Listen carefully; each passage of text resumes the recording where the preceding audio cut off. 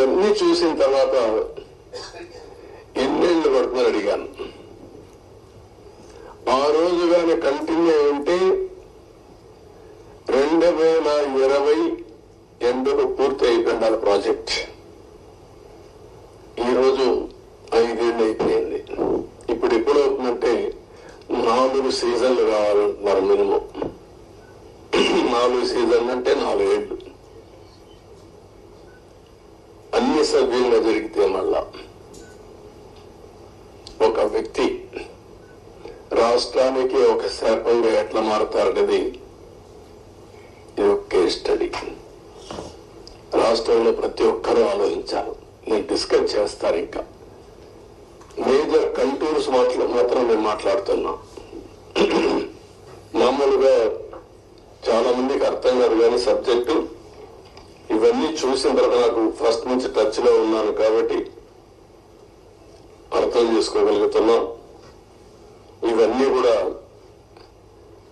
ఇంకా టెక్నాలజీస్ లో different companies కి అప్పచెప్పారు. ఒక messrs Afry India private limited Noida Sweden company వాళ్ళని సెంట్రల్ వాటర్ కమిషన్ రికమెండ్ చేశారు. దీని కూడా వైబ్రో స్టోన్ కాలమ్స్ ఇవన్నీ కూడా ఏ విధంగా చేయాలి, ఎట్లా మీరు అక్కడ చూస్తుంటారు శాండ్ అంతా కూడా గుట్టలు గుట్టలుగా పోసారు. దాన్ని అంతా కూడా కాంపాక్ట్ చేయాలి. అంటే దాన్ని కన్సాలిడేట్ చేయాలి. కన్సాలిడేట్ చేస్తే లీకేజెస్ తగ్గుతాయని.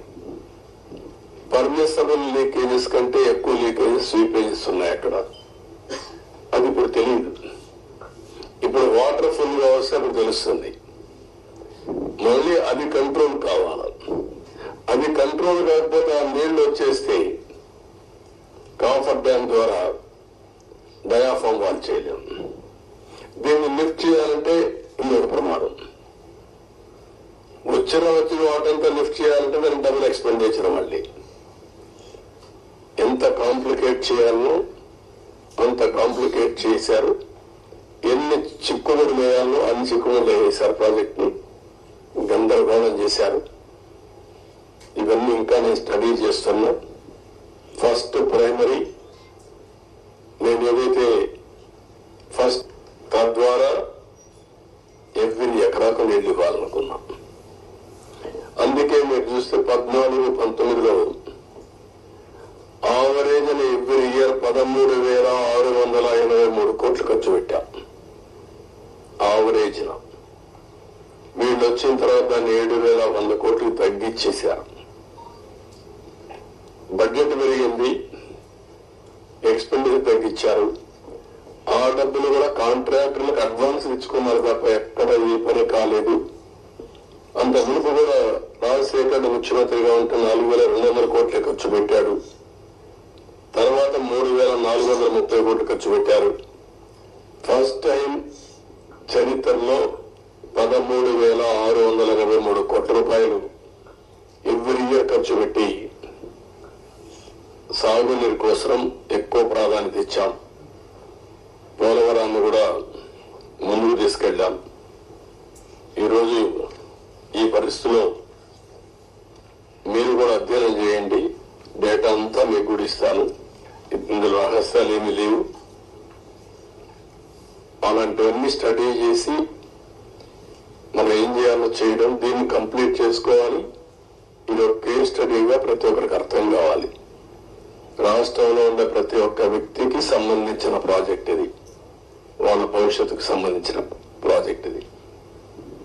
ఏదేమైనా బాధ, ఆవేదన, ఒకసారి ఎమోషన్ కూడా వస్తుంది. నిబ్బరంగా ఉండి దీన్ని ముందుకు తీసుకుపోవాల్సిన అవసరం ఉంది. మొదటి కావాలి, రివర్స్ కి వచ్చేది. ఇప్పుడు నీకు ఎముకలన్నీ విరిగిపోతే ఏం చేస్తాను?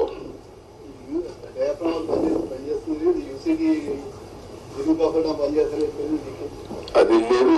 అప్పర్ కాఫర్ డ్యామ్ లేదు, లోయర్ కాఫర్ డ్యామ్ లేదు, గైడ్ బండ్ ప్లస్ గ్యాప్ 1 సగం కొట్టుకొని వెళ్ళిపోయింది. ఒకటి కాదు, అస్తవ్యస్తమైన పరిస్థితి. సార్ రివర్స్ టెండరింగ్ అన్ని చేశారు, డబ్బులు అన్ని ఆదా చేస్తున్నామని చెప్పి